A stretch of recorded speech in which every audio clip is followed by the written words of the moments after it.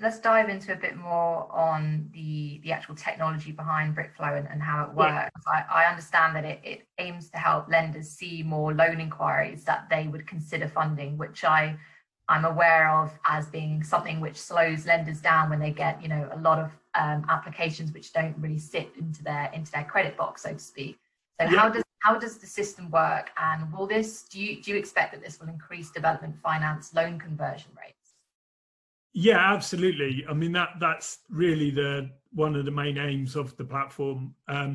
So when we were doing our market research, we spent time sitting down with, you know, the heads of development finance departments at, you know, the big challenger banks, you know, specialist development funds, and we said, you know, what is your conversion rate? And there was, you know, everyone had a different answer, but a couple of people said they thought it was 1 in 10, but I think that was almost said out of embarrassment for how bad the conversion rates generally are, because then somebody else said it was about 1 in 100, and there was everything in between. And I think the 1 in 100 was slightly tongue-in-cheek, but I think we ended up sort of settling on a number of about 1 in 25. That was kind of the number that people seemed to agree on or nod along with when it was suggested. So, you know, if you put that into context, that's 4%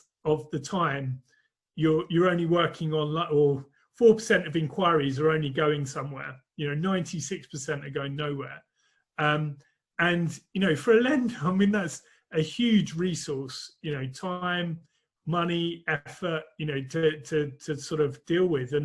And you know, we in our head, we just thought, well, look, what if you improve from 1 in 25 to 1 in 3 or 1 in 2? You know, what would that mean for the industry? Well, no, immediately development finance should be cheaper because it's cheaper for the lender to source, which is great, because a site that's a marginal site at the moment because of the cost of the funding and the build costs, all of a sudden maybe becomes a profitable scheme. So you unlock pockets of land that just aren't feasible at the moment because of the cost of development finance. So, you know, that's really the way we're trying to look at it. And when we push the sort of lenders on understanding why that conversion rate's so low, there was 2 main reasons really. And firstly is the sort of criteria that lenders have.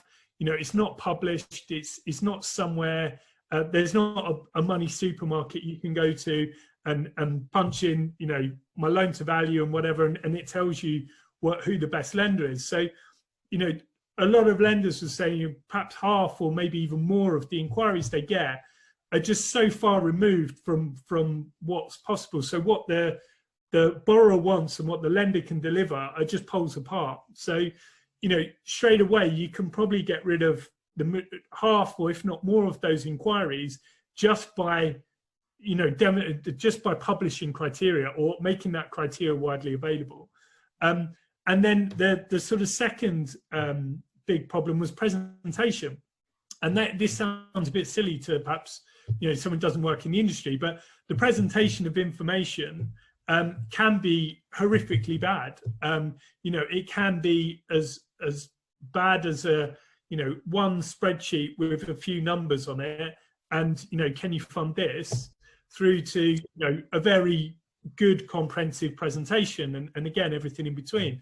And what I think is important to understand for borrowers is that, you know, if you're a lender that's got 25 inquiries in their inbox and they know that 24 of them are probably not going to go anywhere, now which ones do they gravitate towards? The ones where it takes them 2 weeks to get all the information they need, you know, back and forth on emails, you know, they get 20 emails on one case, attachments everywhere. You know, then they look at the spreadsheets and they understand that there's a summing error. They go back for more questions. So after 2 weeks, they've then got everything that they need, and then look at it and go, oh no, we can't do this. And incredibly frustrating for a lender.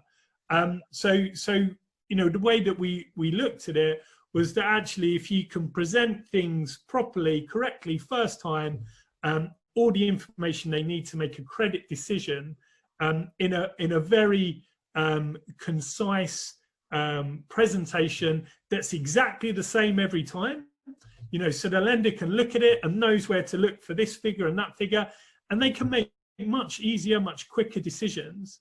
And that's again for everyone's benefit. So, you know, lenders are saying to us that they can get a presentation from us, and within half an hour, 45 minutes, they can say, yeah, it's one we can do, here's a heads of terms.